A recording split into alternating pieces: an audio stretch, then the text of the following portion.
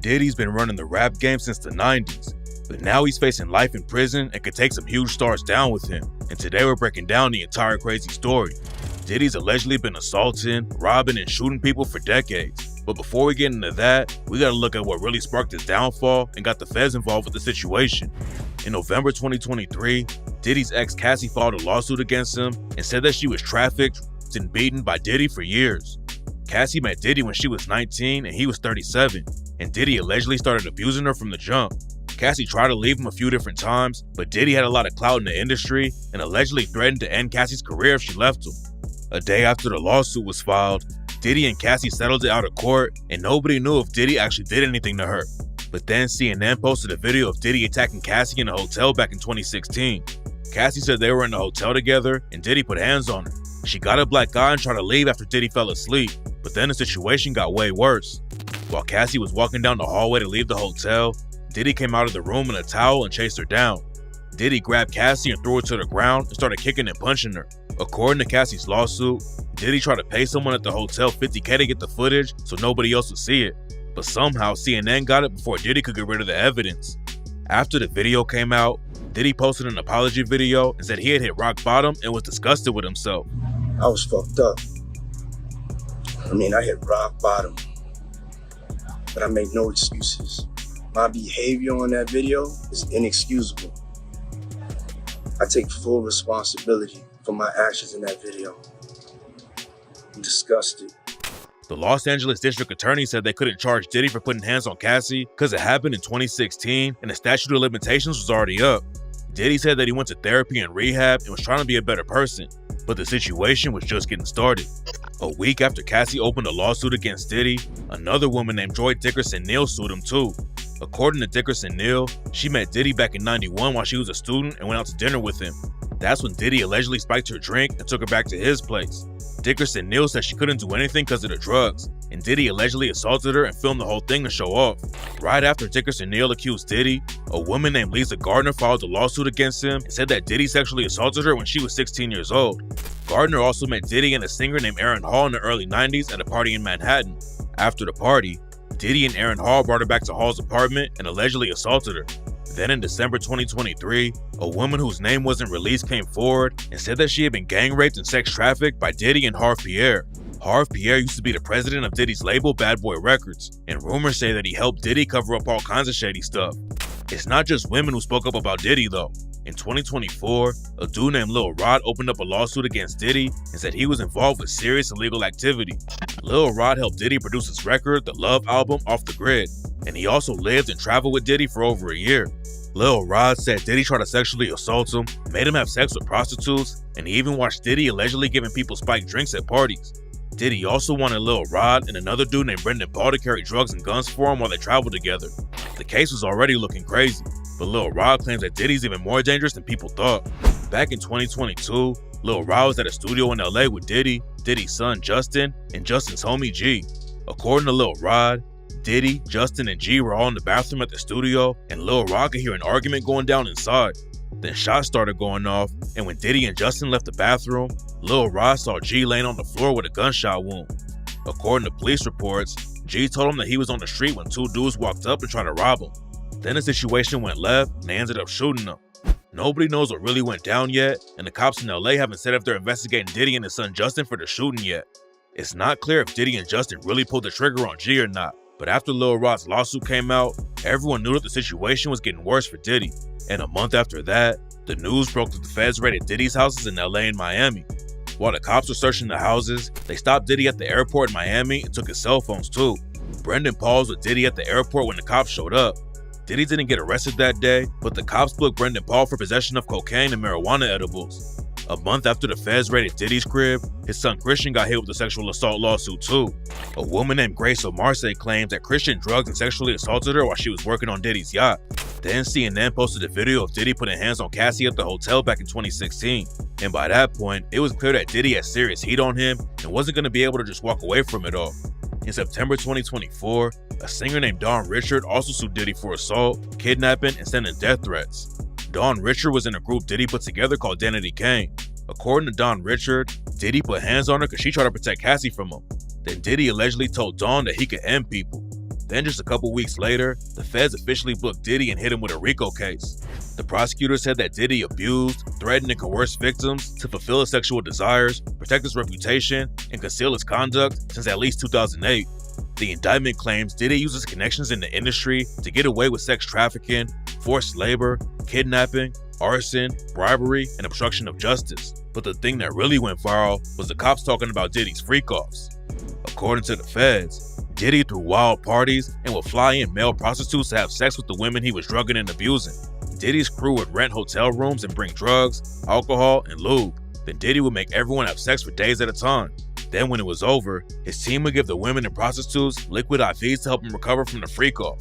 The feds said that the women and sex workers were forced into the freak-offs. Diddy drugged them to make them do whatever he wanted. And if they tried to get out, he would use violence or money to make them stay. And to keep everybody quiet about what was happening, Diddy filmed everything and threatened to leak the videos if anyone spoke up about it. Diddy was allegedly putting hands on women all the time, and if they were bruised or cut, he would trap them inside his crib and not let them go until they healed up. There have been rumors about Diddy going around for years, and 50 Cent has always been sending shots at him. 50 was allegedly a ghostwriter for Diddy back in the day, but then 50 dropped the track The Bomb and rapped, "Who shot Biggie Smalls? We don't get him. They gonna kill us all." Man, Puffy know who hit that nigga. Man, that nigga soft. He scared them boys from the west side to break him off, dump on his ass, so he run to Harlem, shake him off. 50 also went on Drink Champs and said he stopped being around Diddy after Diddy offered to take him shopping and treated him like a woman. He telling me we got to kick in this shit. And he was like, yo, why don't we like go shopping or some shit? I mean, like, I pay for it. And I was like, what the fuck this nigga just said? 50 even allegedly sold a documentary about Diddy's abuse to Netflix. Then 50 clowned Diddy again after the video of Diddy hitting Cassie came out. When the feds raided Diddy's cribs, they found over 1,000 bottles of lube and baby oil that were for the freak-offs, and 50 clowned Diddy for the situation again on Instagram. Diddy never clapped back before the feds booked him, but his son Christian dropped the track Pick a Side and raps, "When all they had was 50 Cent, who put this city on the map? Stop lying. Pop's been hated on by many men, and nigga, that's fine. They gonna try to stop these M&Ms, and they gonna die trying. Pull up to the south side, we locked and we got ties." Christian also raps about the Fed raid and said, "Police raid the crib like we selling crack, but we out here selling tracks, multi-million-dollar plaques. Rather put this shit on wax. All that gossip shit is whack." 50 isn't the only dude in the rap game who sent shots at Diddy though. MGK was signed to Diddy's Bad Boy record label, and when he started beefing with Eminem dropped the track Kill Shot and rapped, "Kill Shot, I would not fail. I'm with the doc still. But this idiot's boss pops pills and tells him he's got skills. But Kells, the day you put out the hits, the day Diddy admits that he put the hit out that got Pac killed." Then in 2024, Eminem took an even crazier shot at Diddy on the track Fuel and rapped, "I'm like an RAPER. Got so many essays. Wait, didn't he just spell the word rapper and leave out a P? Diddy, RIP, rest in peace Biggie, and Pac, both of y'all should be living. But I ain't trying to beef with him, cause he might put a hit on me like Keefy D, get him. And that's the only way you're gonna be killing me. Ain't gonna be on no beat, silly." Besides the RICO case Diddy's facing for the sex trafficking right now, rumors say he might go down for Tupac's murder too. The cops arrested Keefy D in 2023 for killing Tupac, and Keefy claimed that Diddy put a meal on Pac's head. After the feds booked Diddy on the trafficking case, they started working with the people prosecuting Keefy D too. Now the Las Vegas prosecutors are sending their evidence on Diddy to the feds, so the situation could end up getting even worse for Diddy if the feds can prove that he really ordered the hit on Pac. After all the lawsuits came out against Diddy, a bunch of weird videos about him started going around on social media. Diddy discovered Usher when he was 13 years old and started helping him get into the industry. Usher's parents sent him to live with Diddy while he was still a kid, and Usher told Howard Stern that he got the chance to see some things. It was curious. I got a chance to see some things. Yeah, but you were 13. What were you seeing? I went there to see the lifestyle. And when Stern asked Usher if he would let his own kids go to Puffy Camp, Usher told him hell no. You're a dad now. Would you ever send your kid to Puffy Camp? Hell no. When Diddy got arrested, rumors started flying about Usher being involved with the case because a bunch of his old tweets got deleted from his Twitter page. Usher hopped back on Twitter and said his account got hacked, but a lot of people thought the timing of the situation was sketchy. Usher signed Justin Bieber when Bieber was a young teenager, and Diddy adopted him for 2 days and said, "Where we hanging out and what we doing, we can't really disclose, but it's definitely a 15-year-old's dream." And in another weird video from back in the day, Diddy pressed Bieber about not hanging out with him anymore. Starting to act different, huh? You ain't been calling me and hanging out the way we used to hang out. Well, I mean, you try to get in contact with me, through all my, partners and whatnot. Mm-hmm. But you never really got my number, so. Right. My Okay. number? Yeah. I'm gonna tell you my number. Yeah. There have been a lot of rumors about Diddy grooming Bieber when he was young. Back in 2020, Bieber did an interview with Zane Lowe and talked about how hard it was for him in the industry and said he didn't want anyone else to go through what he did. I don't want her to go through anything I went through. I don't wish that upon anybody. Yeah, if she ever needs me, I'm just a call away. It's not clear if Diddy actually did anything to Bieber, but another video started going around where Khloe Kardashian talks about seeing Bieber at Diddy's party where half the people there were butt naked. I got on a plane at 5:30 a.m.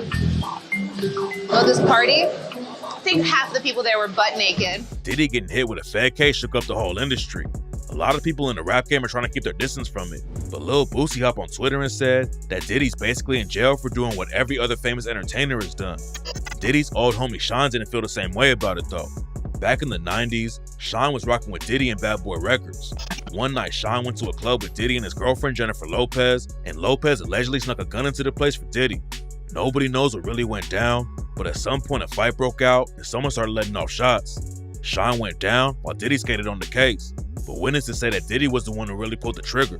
Sean got deported and ended up going into politics in his home country of Belize. And after the news broke about Diddy getting hit with the Fed case, Sean said Diddy destroyed his life and put him in prison. Let us not lose sight of what the cold hard facts are. This was not someone who I vacationed with and who he and I enjoyed this great intimate relationship of brotherhood. This is someone who destroyed my life. A reporter asked LL Cool J about the situation too. LL Cool J said, "No, I feel for his children. The rest I can't speak on. I mean, that's what we got court system for, but I feel for his kids." A dude named Freddie P used to be in a rap group with Diddy called The Band, and he told the Art of Dialogue that Diddy was always taking advantage of dudes in the industry. These rappers who get theyself start making a lot of money, then when things don't be hot no more, you fall back on people like him. He prey on you. And what he do is he offer you things to keep up a lifestyle. You can imagine puppy Playboy. Playboy, don't worry about that, man. I can get us, come with me to the island, Playboy. Come chill with me. Won't be no security guards, no nothing. Won't nobody know about your business. Hey, don't worry about that. I'll wire that, Playboy. Freddie P said he knew about a lot of the accusations against Diddy before they came out, and he doesn't want to spoil what's coming up. He said that a lot of dudes in the rap game couldn't come forward about what Diddy did to them because it would hurt their image. And it seems like the story's just getting started. According to Freddie P, it wasn't like a once a month thing. It was a lifestyle. He was a monster in real life. There are a lot of rappers tied to the case, but celebrities from outside the rap game might go down too. Ashton Kutcher was really tight with Diddy, and when he got asked about Diddy's parties, Kutcher said, "Wow, okay, I've got a lot I can't tell." So, I can't tell that one either. Diddy even told on himself back in the day when he went on Conan O'Brien's show. In 2002, O'Brien asked Diddy about his parties, and Diddy told him, "We need alcohols." Right. Alcohols. Right. Not just one alcohol. Alcohols. Right, just different blend. You need the ladies, you need the booze. You need some water. For watering plants? No. No, I don't know if guys have noticed this, like a lot of ladies drink water at parties. They just, so you have, if you don't have what they need, they're gonna leave. Right. Gotta keep them there. Right. You need locks on the doors. Okay, this is sounding kind of dangerous now. Diddy allegedly filmed a lot of his parties with hidden cameras that nobody else knew about. And that's why a ton of celebrities can end up going down too. Diddy had connections all over the place, and even partied with Prince Harry from the royal family. 50 Cent did an interview with US Weekly and said that a lot of people aren't speaking up about Diddy because they're wrapped up in the situation too. The cops took all kinds of evidence from Diddy's cribs when they raided them, and there's no telling how many celebrities he has videos of. Diddy pleaded not guilty to everything, but the prosecutors already have over 50 victims and witnesses that they're talking to. He's facing life in prison if he gets convicted of everything, and experts are saying there's no way Diddy's gonna take a plea deal. Even if the feds offered him a deal, Diddy would probably still do decades locked up, so it seems like he's gonna take it to trial and see how it goes. A few days after he got arrested, news broke that Diddy got put on suicide watch in jail. But his lawyer, Mark Agnifilo, told TMZ that Diddy isn't suicidal and that he's strong, healthy, confident, and focused on his defense. The feds don't usually arrest anyone unless they already know they can convict him. But even if Diddy beats the case, his career is probably over. After all the lawsuits came out, Howard University took away the honorary degree they gave Diddy and returned a $1 million donation he made. Then the mayor of New York City took away the keys to the city that Diddy got in September 2023. And it looks like this is just the start of everything. Diddy's allegedly been assaulting people since the 90s and has ties to some of the biggest names in the industry. Nobody knows where the case is gonna go yet, but stay tapped in for updates.